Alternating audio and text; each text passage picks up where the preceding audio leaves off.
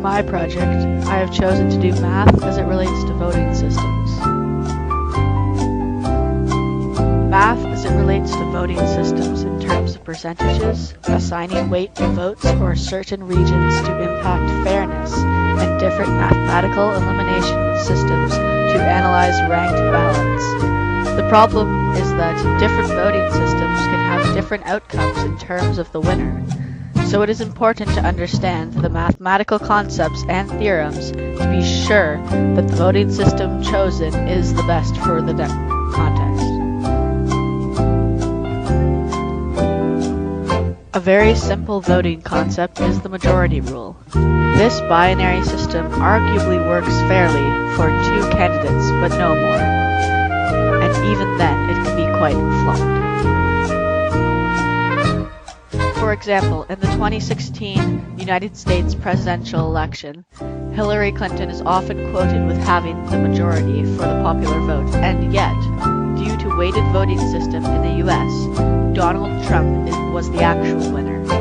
YouTuber Chicho outlines in this video that if you take the popular vote and subtract just the votes from California alone, you can see that when considering the rest of the country, Donald Trump was the actual winner of the popular vote. When there are more than just two candidates, often a rank ballot system where you rank your choices in order of preference is used. This generates a lot of data, and the challenge is to have a system to take all of the individual preferences and use mathematical analysis to turn them into a single group preference. I enjoyed reviewing this YouTube presentation that uses a theoretical ballot result based on 5 choices of favorite color to go over 4 voting systems. The simplest mathematically is the plurality method. This method is used in many countries, including Canada's upcoming federal election. The winner is simply the candidate with the most number 1 votes. A ranked ballot is not really needed because, in our example, choices 2 through 5 don't count anyway. A plurality is often not a majority. In our example with 5 candidates, one would only need 21% of the votes to win. Roughly 1/5 of the population voting is hardly a majority. Though green has the most number 1 votes, it is almost 10 votes off a majority. In the first round of the election, similar to the plurality method, we count the number 1 votes. If one candidate has a majority of 51% of the votes, they win. If not, then the 2 top candidates face off with the reassigned votes from the other candidates. When purple, red, and orange were kicked, all of their votes were reassigned to blue, and it won by a long shot. The instant runoff method is used by the Oscars to determine Best Picture. This method goes through several rounds, each round eliminating the candidate with the lowest number of votes. The ballots that ranked that eliminated candidate first are then redistributed based on the remaining candidates. This mathematical elimination can actually lead to a different winner of each round right up to the final choice. As you can see, though purple may not have had that many number 1 votes, it came through in the number 2, 3, and 4 votes. The board account method is used by many sports leagues to determine award winners. Each ranking is assigned a number of points. In our example, first would be 4 points, second, 3 points, third, 2 points, fourth, 1 point, and finally 5th with 0 points. A candidate's score is determined by adding the points together from all the ballot rankings. This is my personal favorite because I feel it best represents the percentage weight of each rank.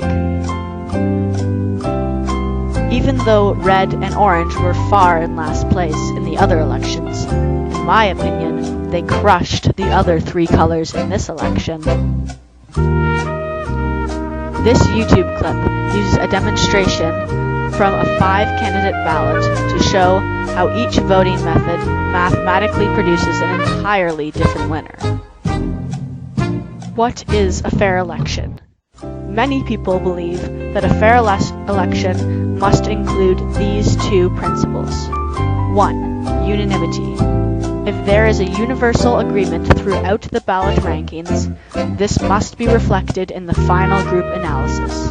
If every voter ranks candidate 1 higher than candidate 3, for example, then the voting system should ensure that candidate 1 wins over candidate 3.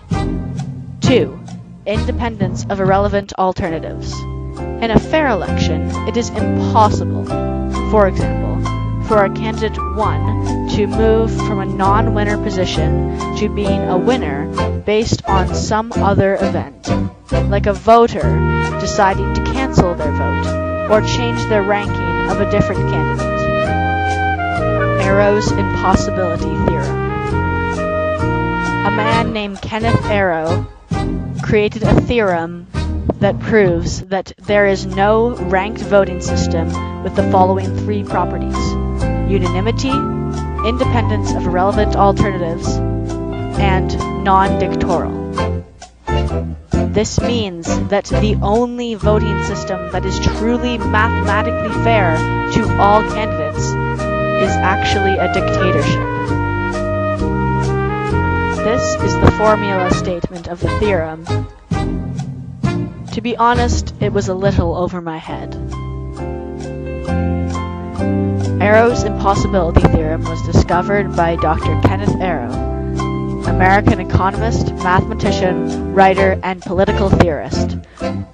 He is winner of the Nobel Memorial Prize in Economic Sciences in 1972. Careers in Dr. Arrow's field are very limited. Essentially, these are elite-level theorists working in universities, having completed PhD-level training in mathematics. They must combine both the skills of a mathematician, particularly in the area of finite math, and be a political theorist. This is a rare combination. Thank you for listening.